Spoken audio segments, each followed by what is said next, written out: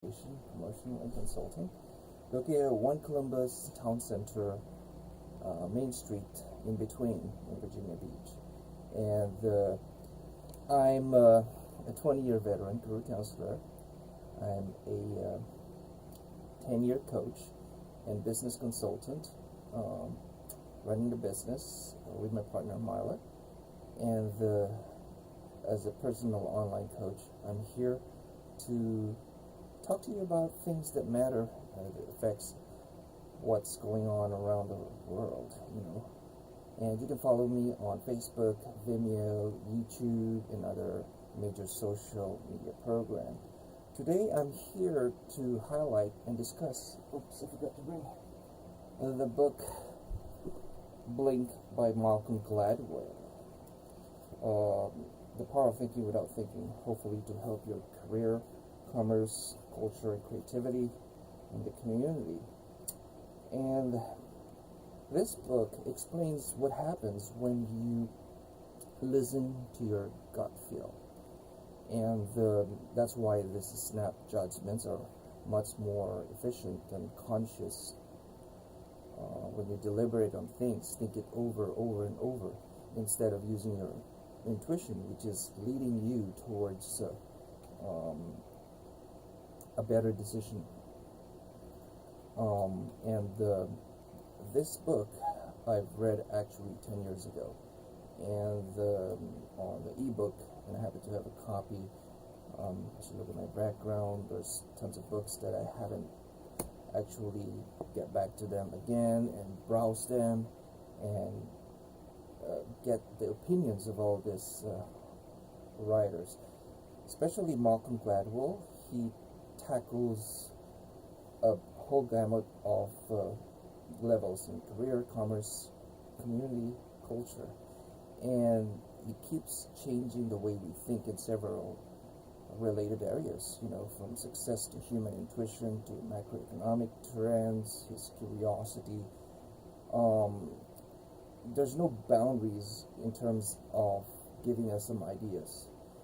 And this topic just came out of blink of an eye, or rather deliberately giving it some thought. So he just thought about this book. And Blink can understand how your own intuition works. And I believe in intuition, and probably half of my decisions are through intuition. I'm not a very analytical person. Some of my friends actually noticed that. And here are 3 lessons that maybe I can capture, because this book has been written over 15 years ago. And it's still relatable, especially if you're in business, and if you have a career, if you have family. Because first passage is your unconscious is the world's fastest machinery for information. Another thought about this is that stress, if you're stressful, anxious, it will affect your intuition, and it will lead you to wrong decisions. Also, another key point is when you put in a situation where you can't trust your intuition, you have to do several things based on the book that I'll talk about. And also, teaching you how to control snap decisions, snap judgment.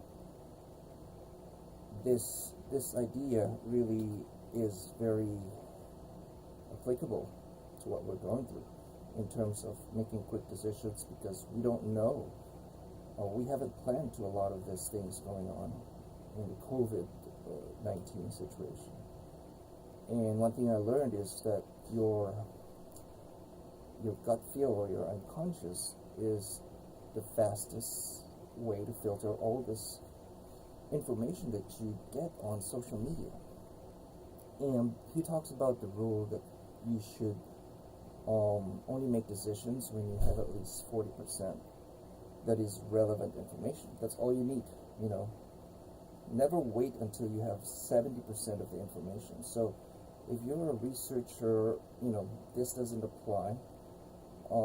being in the research field for 10 years, it definitely, you can't use gut feel. But to be practical nowadays, you have to, especially now we're stuck at home. We have to use what is known as 40-70 rule that describes the ideal relationship between time, information, that you should act fast, but not uninformed, without waiting until making a decision. So you have to inform yourself at least. And you don't have to, for me, when I read book, I went to speed reading class when I was in the Philippines 30 years ago, but I really didn't use that much. But I already have the basic idea. So, as you can see back of my background, this book, I don't read a lot of them page to page, but I read at least 70% of them and get the idea of, the authors trying to say. So, in most situations, focusing on very few crucially important facts. So, blocking all the rest. So, and unfortunately nowadays there's so many, distractions and in social media, pop-up messages, those apps, which news app should I use? Is it Twitter or newscast? Or so a lot of decisions going on. So one example he brought about in this book was whether to move, let's say you're moving home, you bought a home and you want to know the location. This is applicable to many military personnel transferring, so something that is relatable to everybody, especially nowadays a lot of people are moving. And when you go to Zillow or Realtor.com, you see a few pictures of usually what you need to make decision. Once you have analyzed every detail on, let's say, that realtor sent you, this also applies for renting. And what are you gonna do once you get home there? It becomes impossible to make a really good call, because now you're opening more into what am I gonna do when I get home? Where do I park my car? Or during the weekend, how do I travel? And so these little puzzles of pieces of information start to block you and hide other important things that you have to make a decision. So the best bet is use your unconscious mind or your intuition, and it's the best way to make a decision. And based on this book, it's usually a right decision. So if you think it too much, you're probably going to make a wrong decision. That's basically the message of the book. So when you're confronted with so many information, like everyone does because of the phone that we hold in our hands, it's if just go through all of it instantly, tossing all the less important factors. Don't join all groups. Be selective, and presenting, if you're looking for certain solutions, be specific and just focus on that, and get rid of friends that are not productive, making you do something else or think something else. And however you're, if you're unconscious, even if you're unconscious, of course, there's always a wrong decision, so it's not guaranteed, but the premise of the book's still there. And one thing that affects the decision making of using your intuition is stress, and it could lead you to a wrong path. That's why being calm and when you meditate a lot, exercise, you are usually calm and you don't have much stress. That's a great time to make, best decision makers are calm. In highly stressed environment, your ability to read, let's say, because part of the premise of the book is reading people's facial expression. And if you're stressed, you can't read some of the important facial expressions of the person you're talking to. So when your boss, let's say he's mad, throw this tasking, here, do this, let's get, and screams at you on top of his voice, and you might end up throwing the computer and quit the job right away. So you made a wrong decision right there and then. And that's because you're stressed or you fear something of maybe physically attacked by your boss, and which is really not part of your decision-making thing. So that's what happens when your emotional state triggers you. Yesterday, me and my wife and son were talking about this situation, and I did react right away, and that affects my decision because I was disappointed with my son. So we talked about it, and I apologized. We apologized to each other because we have our emotion control ourselves. So similarly, something relatable again is when a police officer will shoot an unarmed man, not necessarily white or black, just because he holds something. His inability, this police officers doesn't have a verbal clue. That's why it's important to train our police officers. We need to fund our police officers because nonverbal clues is very common, to especially, autistic people. They can read lips and emotion. Unlike us, myself, it's hard for me to really decipher what's going on in people's mind. And I cannot instantly judge a person's intention. So that is why we have to rely on this information. We have to find ourselves when we are in a stressful situation. This could render you, let's say, this could make you a little bit more like autistic, because they have skills, sort of tunnel vision, focusing on the most important, imminent piece of information, because this will lead you to make the wrong call, and focusing on only the most important thing could help you make that decision correctly. So the bottom line is, if you are in a very stressful situation and you need to make a decision, you should try to reduce your stress level. Take a deep breath. I learned this number 4464, I believe, where you take a deep breath, count to 4, and then 4, hold it, and then 6, breathe out. And then another 4, and then another 4. So that's another book. I forgot what it was called, but it's all about breathing by this Harvard doctor. I believe my cousin Isa gave us that book about meditation, about breathing.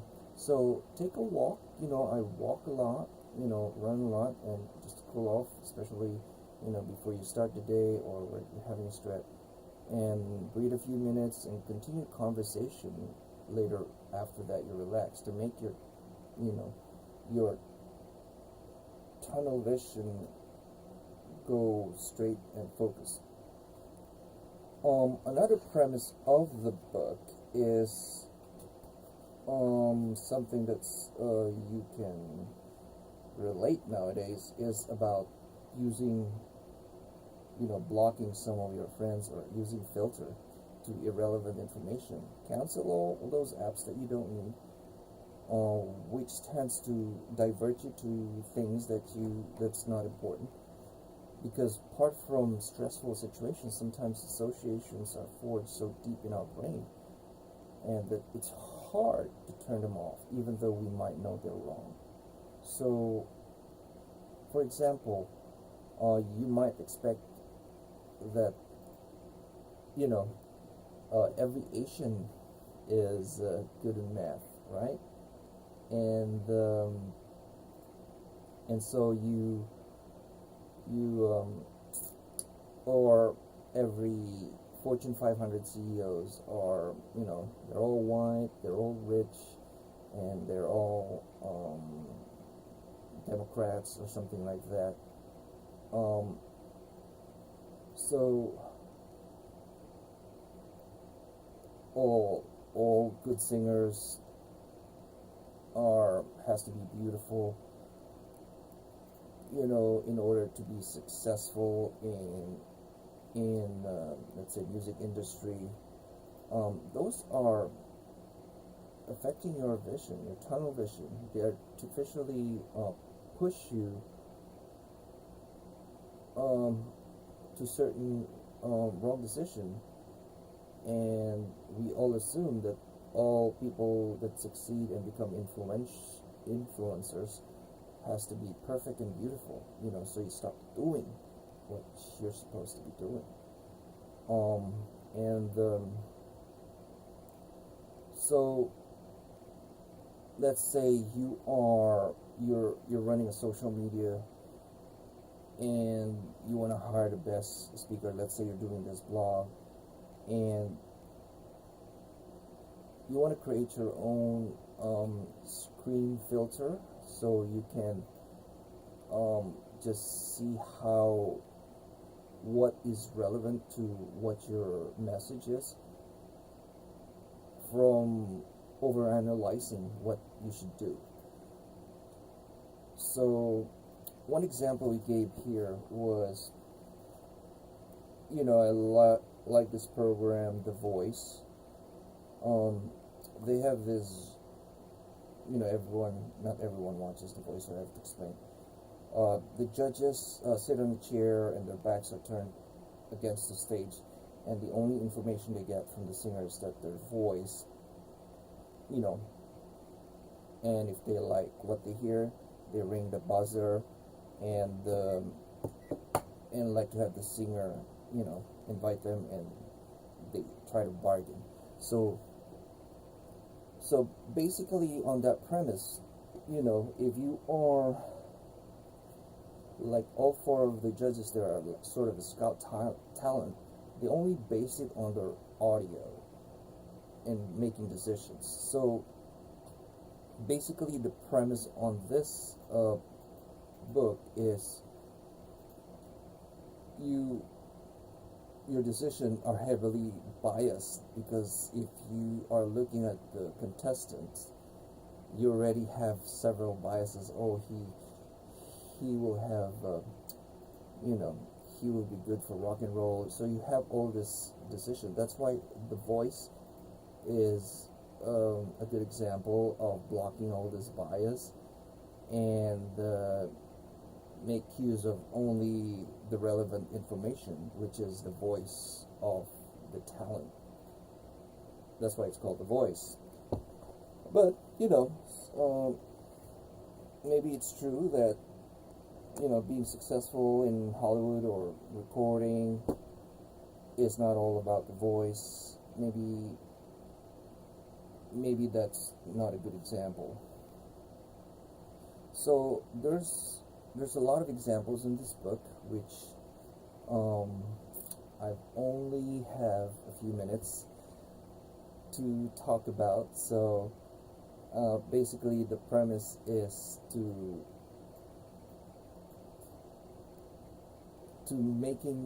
focusing only on the most important piece of information that you got.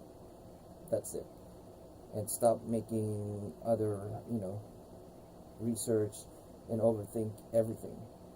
So if you are in a stressful situation, pull off, take a walk, continue a conversation later on. Basically, that's the premise of this book. What else? Yeah.